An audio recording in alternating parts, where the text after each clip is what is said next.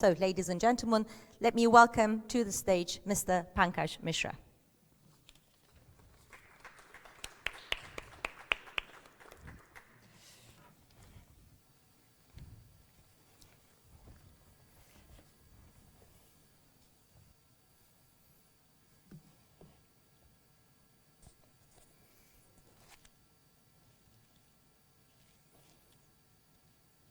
Thank you very much, Senem, for that kind introduction. And thank you all distinguished guests and also people who are watching this on the internet for being here, both physically and virtually. I'm very delighted to be here back in Istanbul, one of my favorite cities, and also, to be with in such congenial company.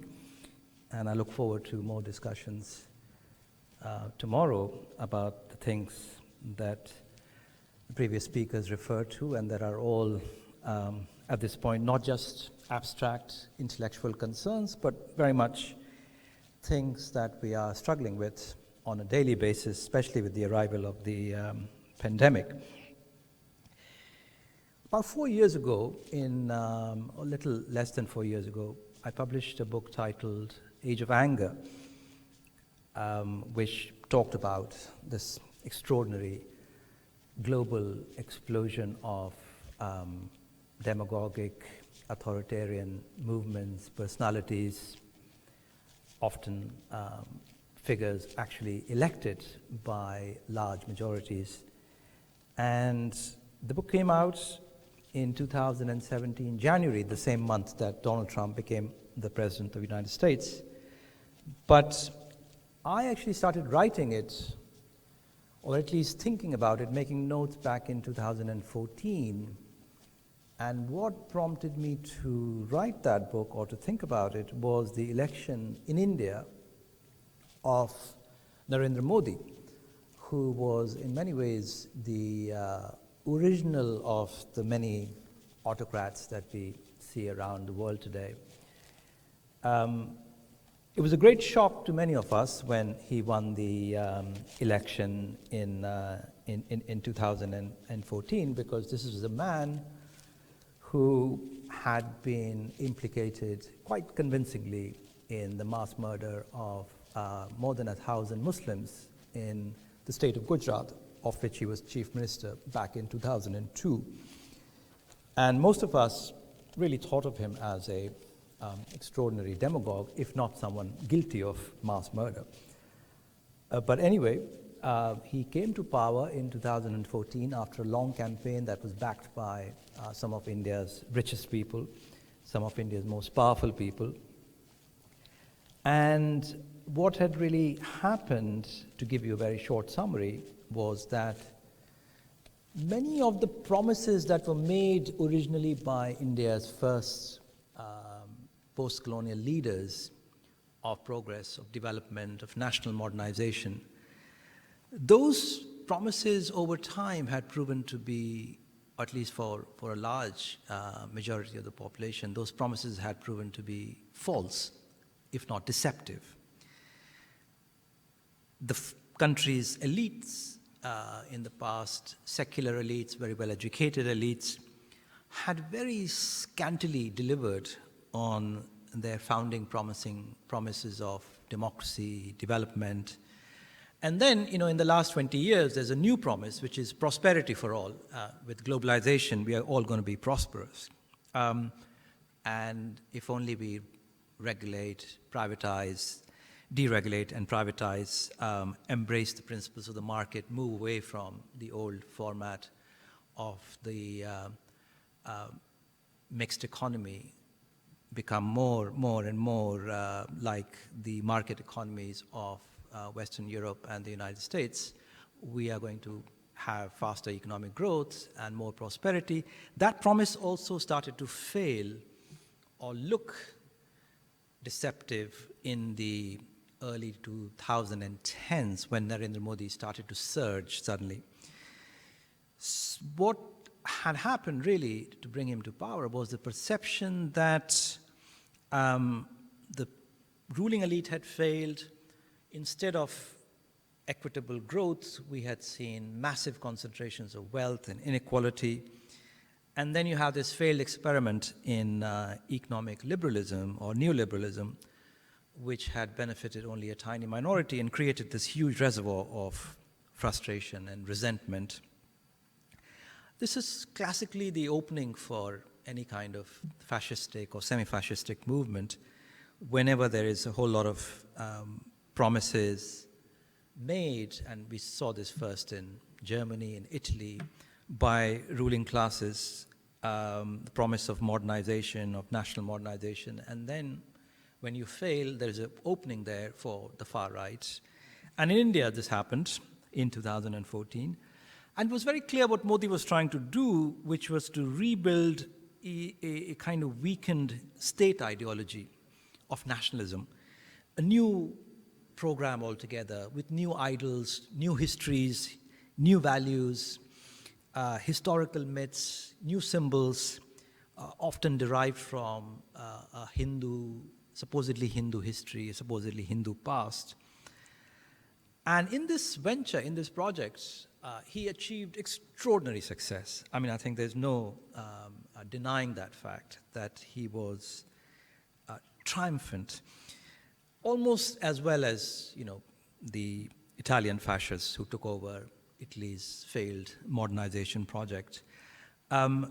What has happened in the last 6 years in India is that the state has reasserted its sovereignty. It was seen as a weak state, and the state is now sovereign again through the exercise of violence.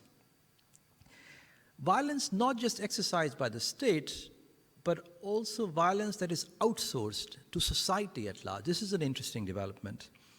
So society, large numbers of people in society have been made participants in the power that only the state used to have, which was the power to inflict violence.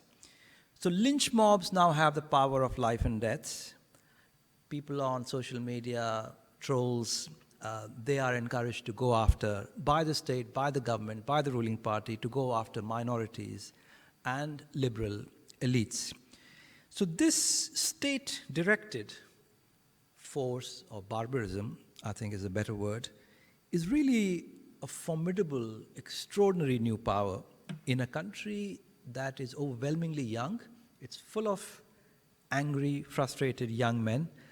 And then, of course, there is technology. So with Silicon Valley's innovations, this force has blown away all previous ethical, political standards. So as I said, I mean, Modi has come as a shock to many of us, but I should say that he did not really come as a huge shock to me. This was not only because intellectually you could trace his intellectual pedigree in the fascist movements of the 1920s or 30s, but there was something else. For someone of my background, which is kind of dispossessed, upper caste, Brahmin gentry, which has always had very natural affinities to far-right, reactionary politics, Modi was someone very intimate. I felt like I had known him all my life. Thomas Mann, the German writer, has a wonderful essay on Hitler called "This Man is My Brother." And he calls him a brother who has a great desire for revenge, who's possessed of bottomless resentment, and these are his words, who rouses the population with images of his own insulted grandeur, deafens with promises, makes out of people's sufferings a vehicle for his own greatness, but who is nevertheless a brother, a rather unpleasant and mortifying brother, but a brother nevertheless. When I thought of Modi, I felt the same about him, in the sense that I had lived with people like him all my life, with my kind of background, and I also could recognize part of that resentment and part of that pathology that Mann identified in myself as well. So this notion, like, what does it mean to be resentful of other people, of people who have more money, who have more power. This was not, an abstract or a remote question for me, because I belong to the group of people who believe themselves to be under threat from all quarters. From, on one side, you had the secular elite, the westernized elite, and then you had the low-caste Hindus coming from below who were asserting themselves. And so at school and college, I was encountering people with, these resentments and frustrations and feelings of personal inadequacy, much, much greater, much, much more politically volatile than anything I felt. So with this kind of background, in this book, I was interested in exploring not so much a history of ideas, those are being written all the time by people much more qualified than myself, by academics and scholars. I was drawn more to exploring the climate of ideas, sort of, as I wrote in the book, a structure of feeling and a kind of cognitive disposition.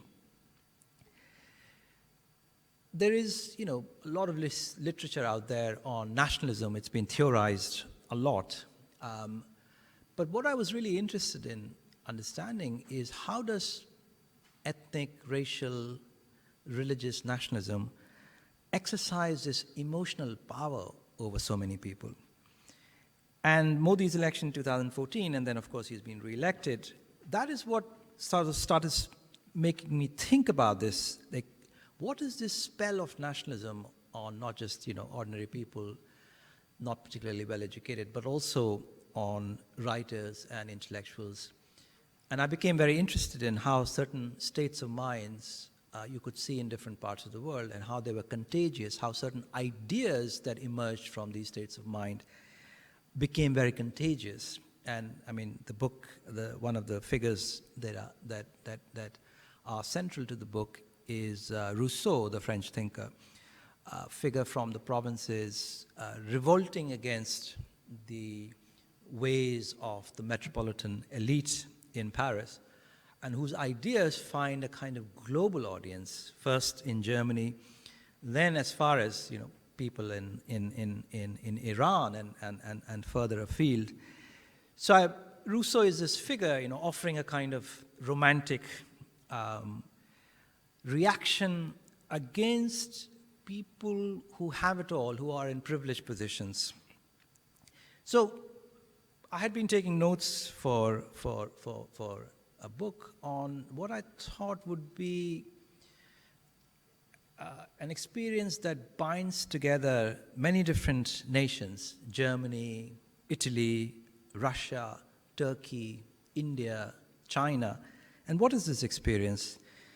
Is this experience of arriving late in the race for development and modernity.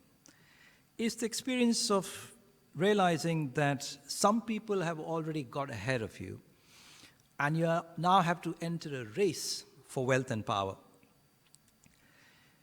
So this book really, in many ways, is a product of an effort to write a history, an emotional history of uneven development, of people who feel they have been left behind, they want to catch up, and the kind of emotional states and, of course, ideas that they arrive at in the process of trying to catch up with the people who have already made it, in this case, Western Europe, and to lesser extent, the United States. Because, it's very clear that early revolutions, political, economic, technological, scientific, had privileged certain countries, Britain, France, and then the United States, in the race for national wealth and power. And they had also forced the rest, many of those countries that they occupied and colonized, they had forced those countries into a reaction that was ambivalent at best and very, very confused at worst. So you had, I'm sure you'll recognize these emotions, you have a kind of loathing of this imperial hierarchy of nations and peoples, of people who are at the very top, or nations who are at the very top. You have the resentment of their cultural and economic superiority, but you also enviously desire to steal the secrets of their wealth and their power and to replace them. You want to replace them eventually. In country after country, from 19th century Prussia to post-colonial India, this was, how you entered history, with these kinds of very contradictory emotions. And of course, this is at the level of emotions. Then there was this other thing that was going on, which was ideological mobilization by new nation states, construction of a nationality, a people, a cohesive people. You had the centralization of the state's powers, rapid-fire industrialization, militarization in many cases, and many shortcuts. China's great leap forward, many disasters in the process of catching up, this effort not to be left behind. Of course, this universal race, large-scale mobilization and international competition was not what the ideology of progress that was offered by Western Europe and America. This is not what that ideology had ever envisaged.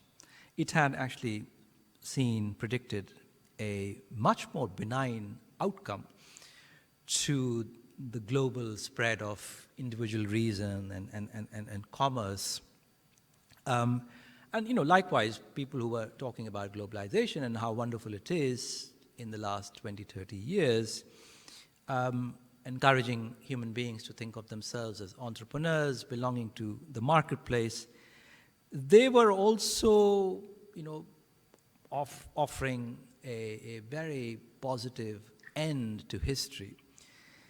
And this very naive vision of enlightened universalism was hegemonic in the last 2-3 decades. And I think, in many ways, this is the period that we are now really coming to an end, where a time where people in the West were prescribing how Muslim nations should become modern, how these backward societies should progress. Now what we're seeing is a kind of political, economic, cultural, social breakdown in the very heart of countries that had set themselves up as models for the rest of the world to follow.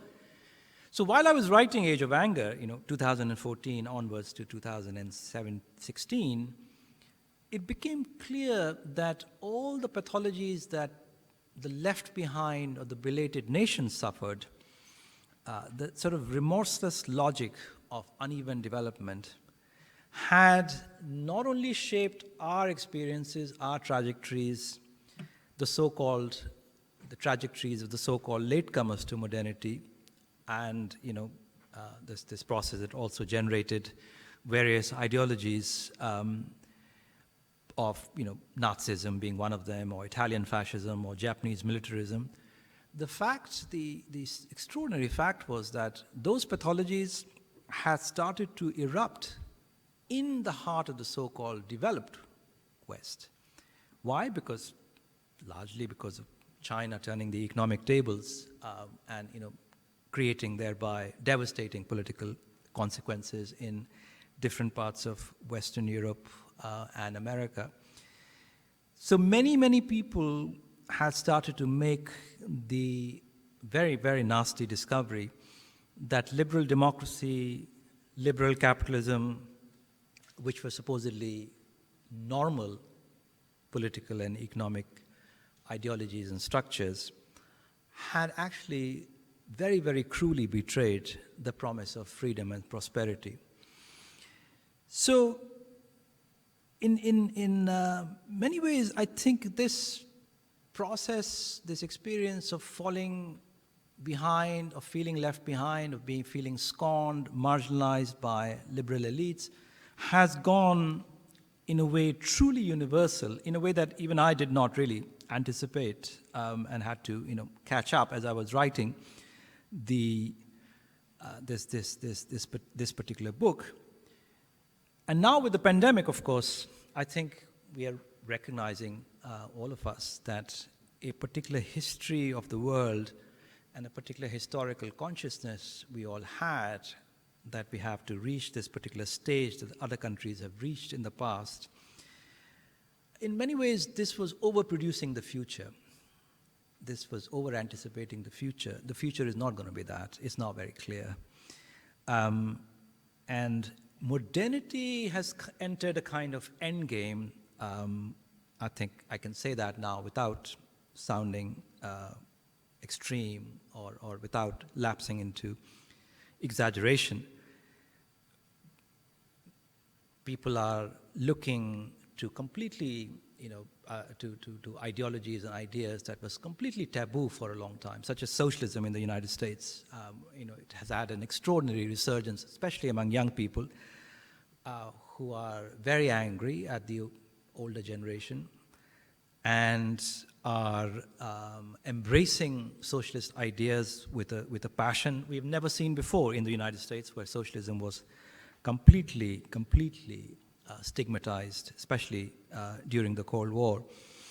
I think for many of us who lived in countries, and I speak from the Indian experience, where socialism was also a great slogan and an ideology, I think this appeal of socialism in America reminds us of the scale of socialism's defeat in the past. But it also reminds us just how inadequate socialism in the past was, and how simplistic and hubristic the faith socialists had in human mastery over nature, and also what a simple idea socialism had of human desires and motivations. And also, when people talk today about socialism in Britain and the United States, and they speak about solidarity, class solidarity, I think you cannot but see that actually the class solidarity they are speaking about may have become impossible, because the classes themselves in their old form have disappeared, more or less.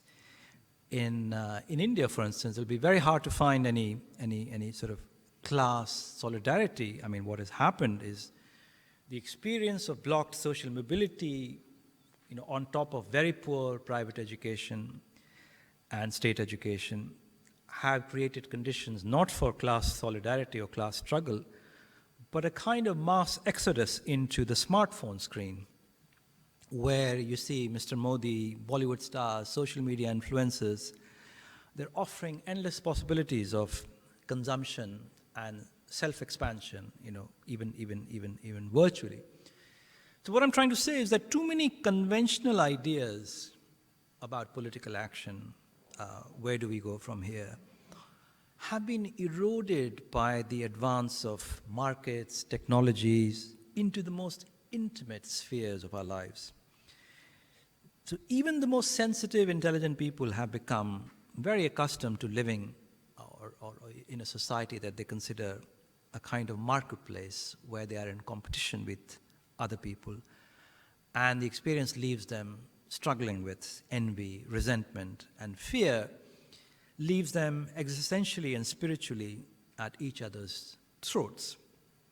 In many ways, the permanent state of warfare that you see on Twitter reflects a broader pathology. My book ends on a slightly vague note, which is that, we should have some truly transformative thinking about both the self and the world. And it seems too utopian. It certainly seemed very utopian when the book came out in 2017. I do think that the pandemic has shown very clearly that it wasn't actually utopian, and that many of our habits of thought, of feeling, our assumptions, our self-perceptions will have to be radically altered if the world is to remain inhabitable for future generations. I mean, in one sense, it is right that the far-right demagogues who are in power should be defeated, and to that end, most of our political energies should be directed. But at the same time, I think we should remember that the moral and intellectual choices that we face today are much, much wider than those that we are going to exercise when we vote or when we seek political victory. Thank you.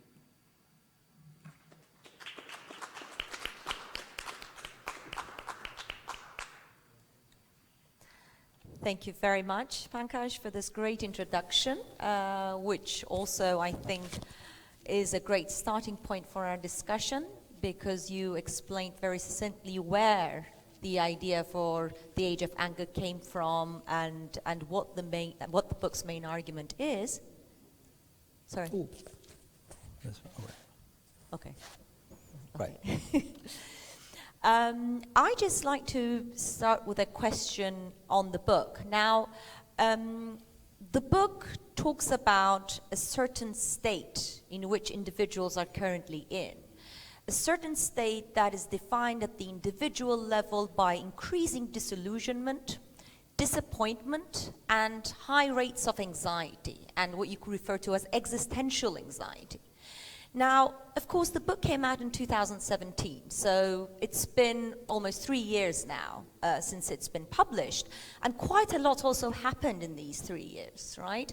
I mean, we've most recently experienced a health crisis on top of the political, economic, and the social crises which you point out in the book, which is also a global crisis on its own, and which also is a crisis that has the potential to increase the alienation of the individual under lockdowns, or the loosening further of social bonds that keep them together, that keep societies together, and that keep individuals grounded. Now, that's perhaps a more pessimistic sort of development or state on human emotions, as you also yourself highlight brilliantly. Now, on the other hand, we've also had reactions to these kind of populist or authoritarian or anti-democratic movements, which you also elaborate both in The Age of Anger but in your other works as well. We've had mass movements like the Black Lives Matter movement, for instance. We've had the toppling of statues of slave owners, in places like Britain or Belgium. We've had, because you talk about the crisis of masculinity, for instance, right? And we've had the Me Too movement as a kind of a reaction to this prevailing misogyny of our times. So this too is happening at the very same time. So against this background, I'm just wondering how you evaluate the concept of the Age of Anger and how it, in a way, evolved or can evolve in the background of these last 3 years' developments. Absolutely. Well, I think Age of Anger is premised on the notion that democracy as an idea, by democracy I mean the promise of equality and dignity to individuals. So that ideal is now truly universal. Everyone seeks it, everyone wants it. Even the demagogues, if you notice, they talk about democracy. That's really important. They're not saying, I'm bringing you fascism, they're saying, I'm bringing you real democracy. And that seductive idea has been embraced by more and more people. One reason, as I tried to explain in the book, is that so much that is happening today is happening globally simultaneously is because of this global export, very successful export of the idea of democracy. So in societies where caste and class were very important once upon a time, hierarchical societies where people supposedly knew their place, didn't challenge their superiors, did not want to break out of their traditional ancestral vocations, livelihoods. All that has really kind of crumbled and very rapidly in the last 20, 30 years. I've seen this up close in India, a very hierarchical society, rigidly so, And we've experienced a kind of democratic revolution where everyone feels they're entitled to being treated with respect, equality, dignity. And then on top of that, and I think this is a new element in the last 20, 30 years, they also want prosperity. Like prosperity is the new source of self-esteem for millions, tens of millions of people. And this is, I think, a radical development. You know, this is especially in very popular societies like India, where previous ways of life or worldviews emphasized austerity, frugality, self-denial even. And this notion of expansion, of growth, of accumulation, of acquisitiveness, these are all still very new ideas, but they have been embraced and they become very seductive. So you want prosperity, you want to be recognized as an individual with rights, with dignity, with respect, but what are the means available to you for achieving those goals? And so the age of anger results when there's a growing gap between rising expectations, people actually emerging from rural backgrounds or semi-rural, semi-urban backgrounds, aspiring for more, and then finding that the way is blocked. And at the same time, you have a dysfunctional economy. And that's what creates a perfect storm that we are in right now. Now, what has happened since the book came out is that I think the idea that prosperity can be achieved easily, that's been shelved.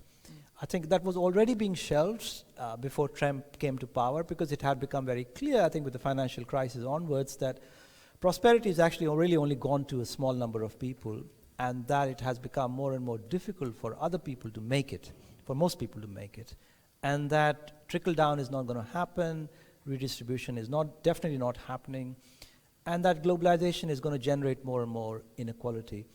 So the conversation started to shift, I think, under Trump in particular. I mean, Trump made that very clear. He kind of created a sense of blockage that now we are in this hell. And I think in many ways BLM, and I mean BLM also, you know, you remember it had an early career which was not so successful. It didn't really take off for many years.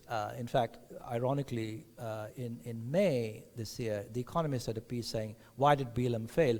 The next month it exploded.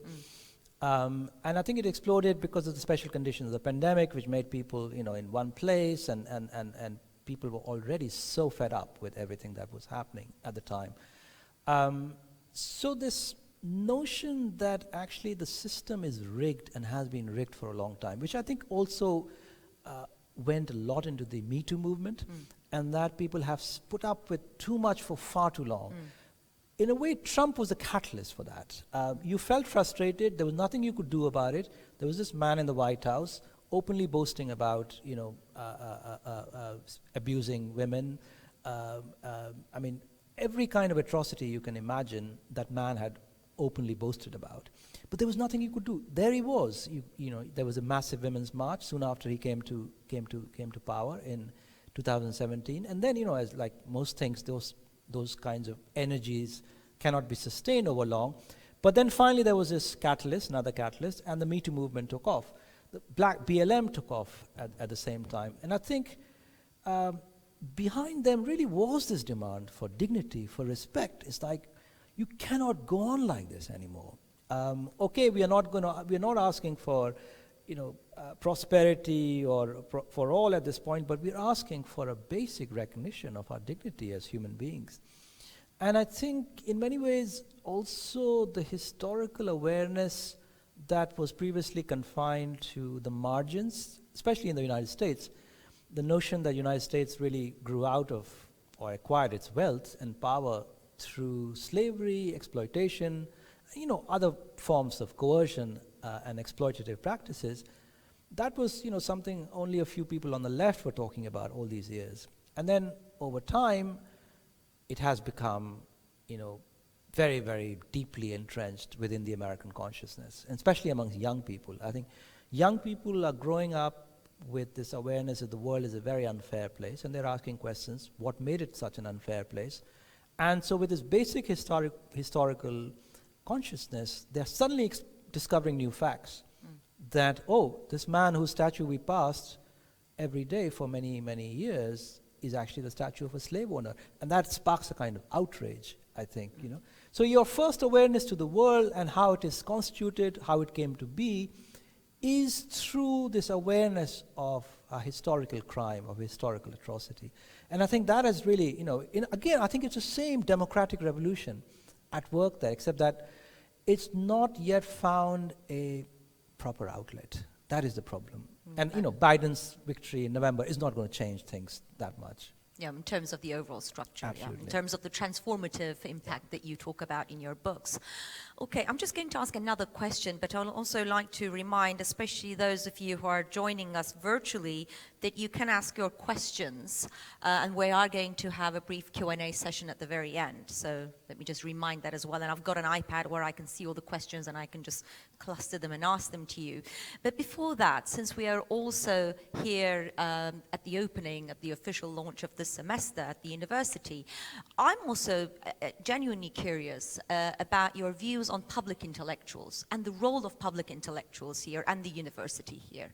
Like, where does it stand? Because I know that you do take issue with a lot of sort of public thinkers, intellectual, both historically, you know, from Voltaire to Rousseau, etc., but also with contemporary intellectuals and academics as well. So I'd just like to hear very briefly your comments on that as well, and then perhaps from there onwards we can move on to the Q&A if there are any questions from the floor and also from the virtual audience. I think, I mean, the public intellectual for me is an ambiguous figure. In the United States, when somebody is declared a public intellectual, I'm immediately suspicious of that figure. Because in most cases, that person will be amplifying what, in many ways, the establishment wants to be amplified. And this is how they've acquired that position in the first place. You know, this is how they've become public intellectual in the first place, is because they have a lot of power behind them, the networks of institutions, of think tanks, of universities. And those are not designed, those institutions, those networks are not designed to host dissenting voices. They are designed to host intellectuals, voices that can offer justifications for what those institutions are doing. So the public intellectual finds himself or herself obliged to essentially articulate what other people have already said, maybe add a little bit more to it, but be in this occupy this space where supposedly thought is meant to happen. But thought is actually not happening there. Thinking is not actually happening there. What you're looking at is recycling. So I feel like we need to question this notion a lot more.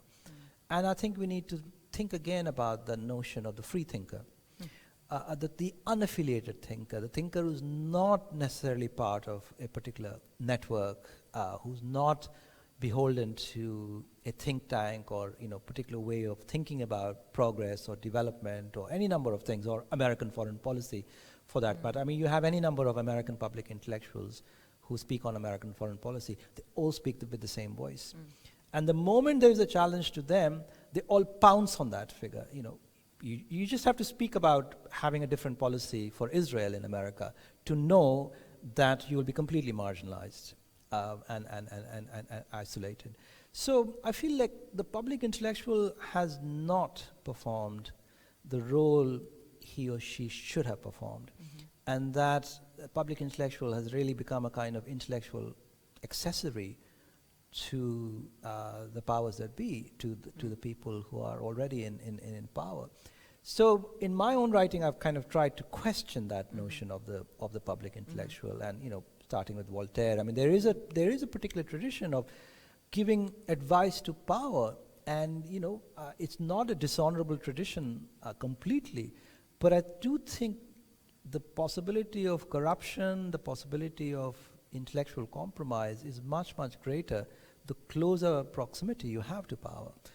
The good thing about, I can say about India, maybe about Turkey as well, that the intellectual is such a marginal figure.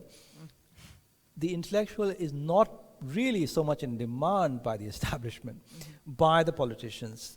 They can very well dispense with intellectuals. So willy-nilly, the intellectual finds himself or herself in a kind of contrarian and questioning role, because they are, forced to be on the margins. They're not really invited into the circles of power so much. Great. I mean, you mentioned free thought, and that, of course, is automatically related to the right to free speech as well, right? So the two go together.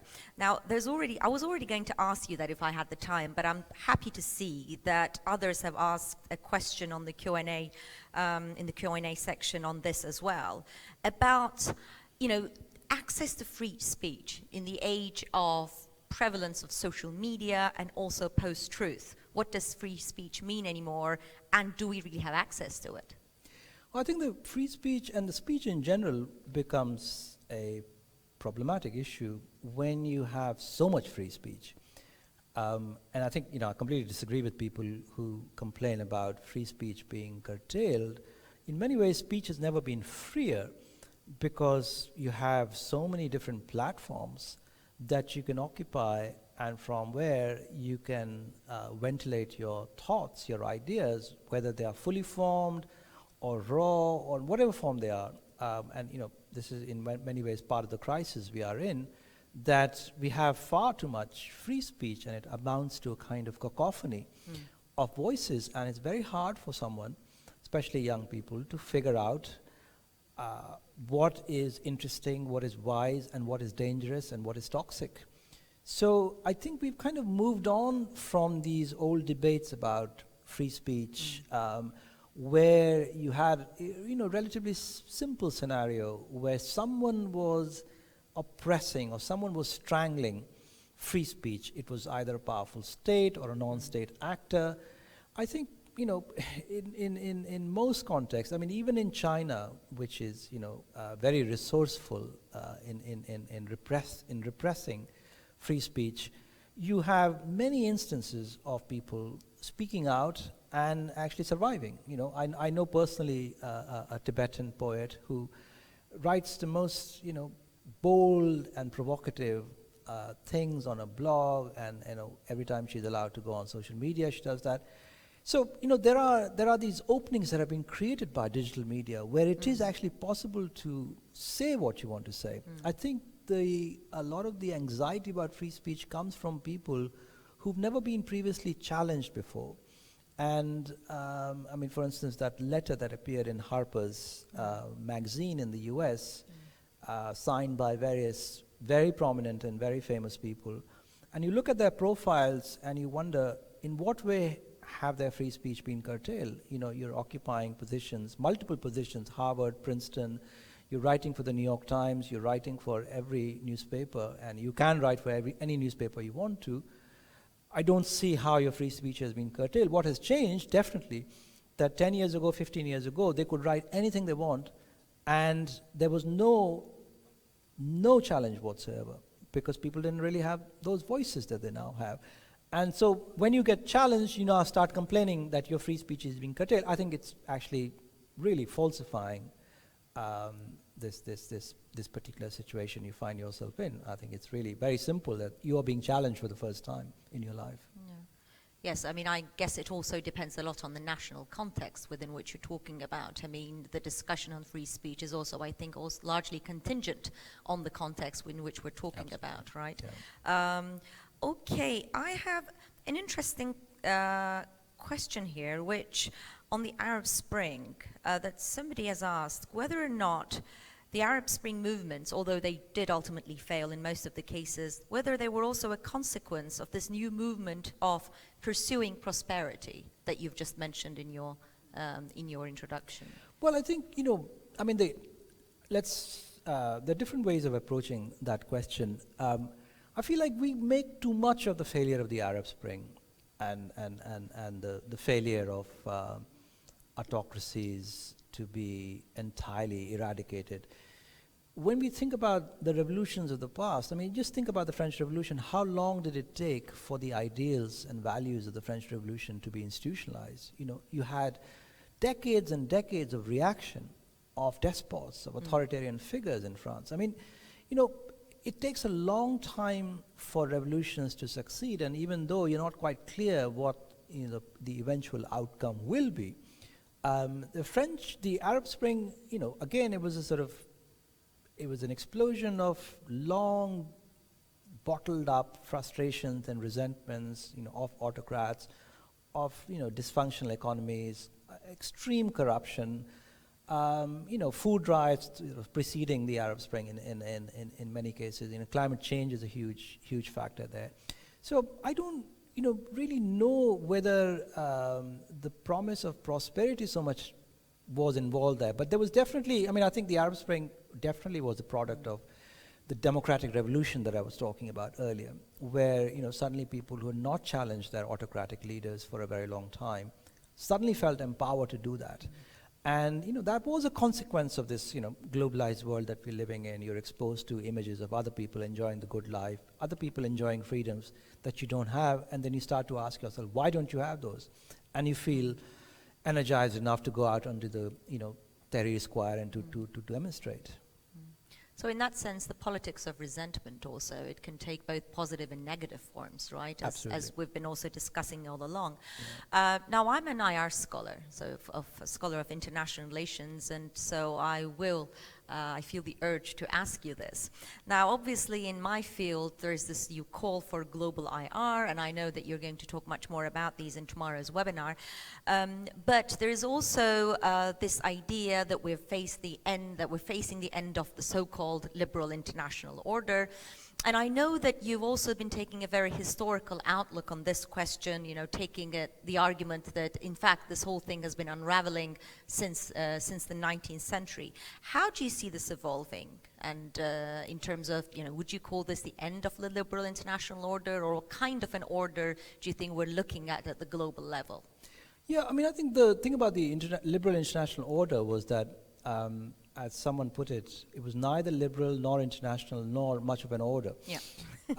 It was a intellectual construct which was extremely helpful to the American establishment, to State Department, the Pentagon. Then you had all these intellectual laborers in think tanks, in university departments, and it was an interesting fiction, that allowed a kind of coherent policy making, even in the face of disasters and calamities, you still held on to this notion that there is a liberal international order.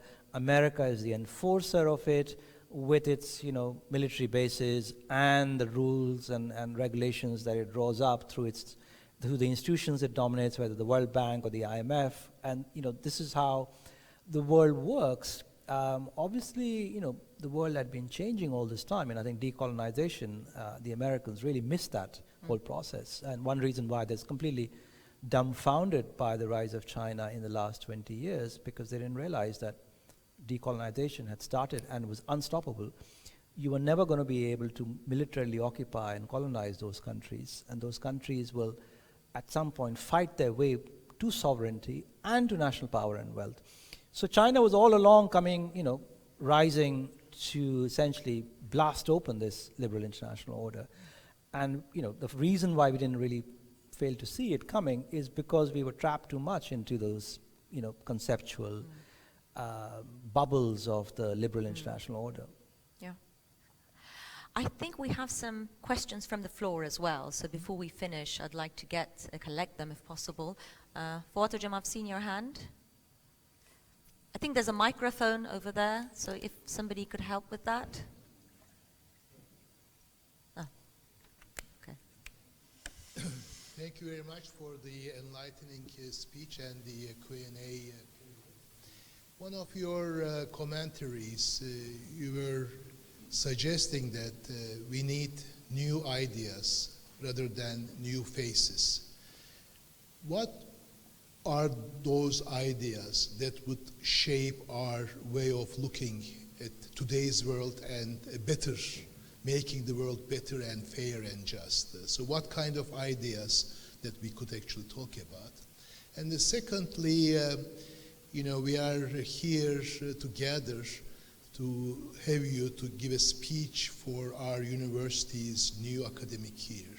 We have new students who are not able to come to university. We are doing all of these things online. And when we look at the youth, and look at the surveys on the youth, on the one hand, they are worried about future. They are pessimistic about future. They are afraid about uncertainties, risk, and so on and so forth. But on the other hand, we have to give them some direction that it would be, there would be a better way of looking at future today and tomorrow rather than resentment and fears. They are kind of squeezed between uncertainty and fear, despair and resentment. But what would be your suggestion to young people in terms of how to deal with this very, very difficult times and uncertainty? Maybe these two together, new ideas and how to deal with today and tomorrow, especially from the angle of the youth. I, derive most of the hope and optimism I feel today from young people, to be very honest. I feel that this is a generation, people even in the early teens and right up to people in their mid-20s and late 20s, this is the generation that has experienced unprecedented politicization and a historical awareness of a sophistication that previous generations did not have. So this is already a huge advance over what previous generations have experienced and thought about. They're already thinking thoughts that it took a long time for previous generations to arrive at. Some of them have still not arrived at those thoughts. Radical thoughts about how to shape the world, what kind of economies we need, what kind of politics we need. I can speak for my generation, and I know there's an older generation too, we were too overawed, we were too impressed by what we saw as a success of the establishment of previous political systems or economic systems. We were too sometimes intimidated by them to openly question them or challenge them. Young people have broken free from that paradigm, from those modes of intimidation. They are, I think, the more I see them, the more I talk to them, the more I realize that actually this is where hope lies today, that they are free to think thoughts that we were not free. And I think it would be very presumptuous of me as a member of an older generation to start prescribing ideas to them at this point, because they are experiencing a present which is very uncertain, a future which is very ambiguous at this point. Who knows what the future will bring? So they already have more experience in a very short span than I really had. So in a way, they're much advanced of me at this point. So I feel like ideas will emerge from an actual experience of the world, from an engagement with the world, both political and intellectual. Give you an example, I think the most important idea that has emerged in the West in the last few years since Trump came to power is the work of someone who's still in her 20s, Alexandria Ocasio-Cortez. First-time congresswoman who has already defined an agenda, New Green Deal, which is something that has been widely embraced by young people, old people. It has been intellectually debated, discussed. It has emerged out of nowhere, and now it's on everyone's lips. Now, this is what I call engagement by a young person, a radicalized young person, a politicized young person who comes from a particular background, is experiencing, everything that people around the world are experiencing because of her background, because of her constituency where she has an electoral base. So I feel like this is where really we should derive hope from right now, that young people engaging with the world will throw up ideas that completely break from everything that has gone in the past. Okay. If we have any other questions from the floor? Yes, please.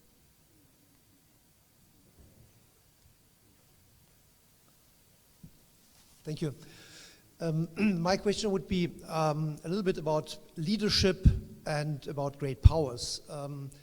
Certainly in today's world, which is a very difficult place, which is full of uncertainties and where we see a lack of true leadership, since the United States is in a situation currently where it's involved into an internal struggle and reflecting more uncertainty and more kind of struggle and dividedness as before.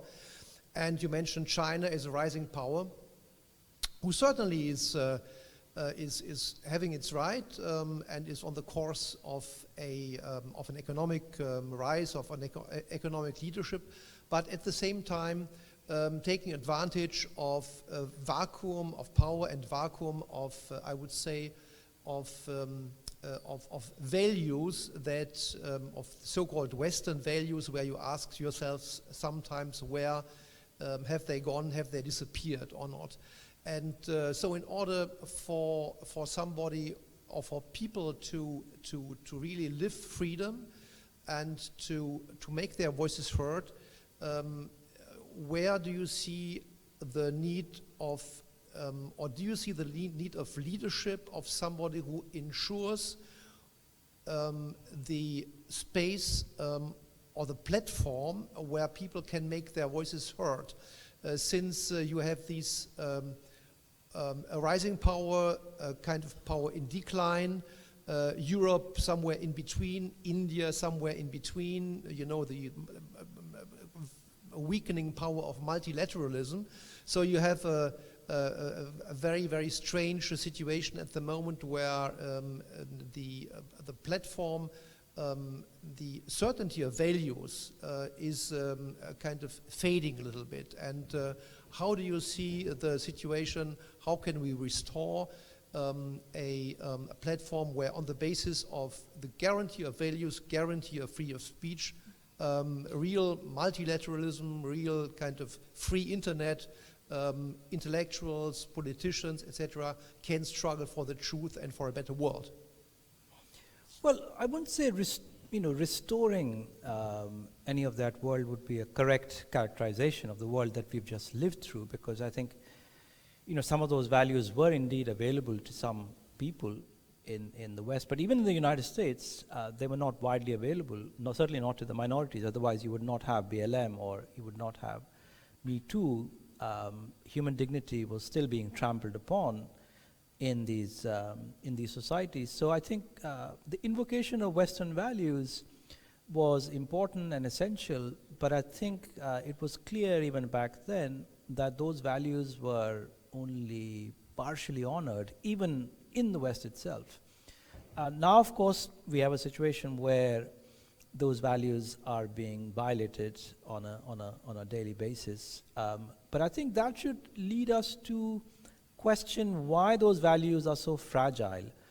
What is it about our political systems and economic systems that only certain people can enjoy them at a particular time, and why only some people have enjoyed them post-45? Pre-45, hardly anyone really could claim to have enjoyed them over a long period. You had 2 world wars, you had various other economic crises. 19th century was not a happy period for many, many people who were colonized and occupied. It's only after 45, with Europe rebuilding itself, post-colonial nations starting on a project of national modernization, there was some respite, some peace, some pursuit, relatively speaking, of these ideals that you spoke about. That period has again come to an end. And I feel like instead of thinking about a restoration, because there's no way we can go back to that period, we should, direct our energies to, this question, like, why is it that these values prove so fragile and so impermanent? What is it that we need to do to ensure that more and more people benefit from that? I think leadership in that case of one country or another is not going to solve that problem, because American leadership was again a kind of convenient fiction that at some point we all subscribed to varying degrees, and that fiction has now completely collapsed. George W. Bush was not a leader anyone could look to. Ronald Reagan was not a leader when you think about it. he might have been proclaimed himself to be the leader of the free world, but what we know about Reagan does not encourage really him to think of someone that other people should be aspiring to. So I feel like those fictions have collapsed, and there's no great point in piecing together those fictions again. We have to move on. We have to think about this new world that we are entering. And again, that sort of question, like, why have the so-called achievements of the West in the post-45 period, whether it's democracy, social welfare systems, and these were genuine achievements, why have they proven to be so fragile and so easily destroyed? Yes. Very final question, David, because we have to finish. Thank you very much. That was a really interesting talk, which I really enjoyed listening to. We've already mentioned it's the beginning of the academic year, and we also mentioned some sort of social sort of big movements. And I would include the Fridays for Future movement, which is the environmental movement. And I was just wondering about the role of academic scholars in social movements. So as someone researching climate change issues, would you recommend me on a Friday when I get up in the morning to go into my institute and continue my research on climate change, or to go onto the street and protest with the environmental movement? Both, maybe. There needn't be a choice between the two. I mean, I feel like, I think, this is what I suppose the events of the last few years have done, is kind of dissolve these somewhat artificial boundaries between thinking and activism, in that we are now empowered to do a whole lot of things that we previously even weren't thinking of in great detail. I mean, the Extinction Rebellion, the climate change protests, the big protests that we've seen around the world, they weren't really happening 4 or 5 years ago. So now, they're happening, large numbers of people are showing up, and it's now backed by scholarship. It's backed by, again, the kind of scholarship we didn't really see. I mean, the Stern report, I think, was the first kind of, popular, at least something that really settled in mainstream opinion. So I feel like they need to be complementary.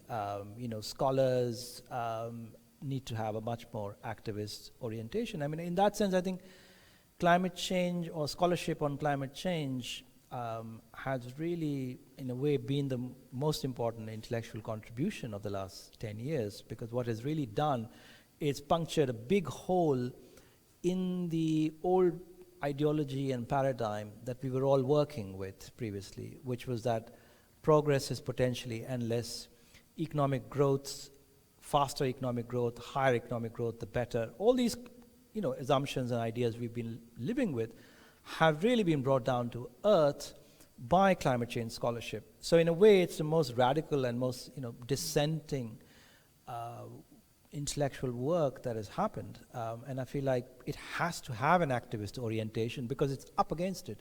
It's up against the dominant, powerful ideologies and establishments of our times.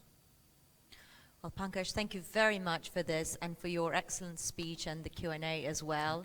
It was a privilege and an honor to speak with you and to also chair this session. But I'd have to close now because we've run out of time, or we need to move on with the next session. So thank you so much. Thank you. Thank you.